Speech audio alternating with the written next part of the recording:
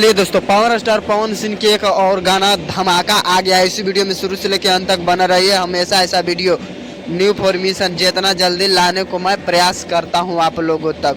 Power star Pawan Singh के गाना आने वाला है, जिस गाना के नाम है धमाका। ये गाना तो भोजपुरी इंडस्ट्री में तबाही मचा के रख देंगे। अगर बात करें गाना के, तो गाना के लिखे इस गाने, जिस गाना का नाम है धमाका, इस गाने को लिखे प्रिंस दुबे। प्रिंस दुबे पहला बार पवन सिंह के गाना दे रहे हैं और धमाल और बवाल भोजपुरी इंडस्ट्री में मचाएगा। और ऐसा गाना है तब मचाबे करेगा जिस गाने का नाम है धमाका, भोजपुरी इंडस्ट्री में तबाही मचा के रख देगा।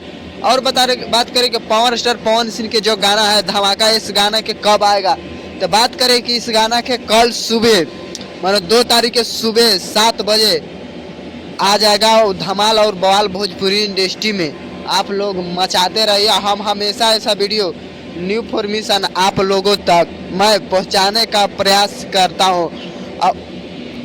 अगर इस वीडियो पर नए हो तो इस वीडियो को लाइक और सब्सक्राइब जरूर करें। हमेशा ऐसा वीडियो न्यू फॉर्मेशन जितना जल्दी लाने को मैं प्रयास करता हूं। बात करें कि पावर स्टार पवन सिंह है और शिल्पी राज भी गा रहे हैं, दोनों मेल फीमेल दोनों कोई के गाना है। इसी वीडियो में शुरू से लेकर अंत तक बना रहिए। हमेशा ऐसा वीडियो न्यू फॉर्मेशन आप लोगों तक देते ही रहता हूं। पूरा वीडियो देखने के लिए धन्यवाद।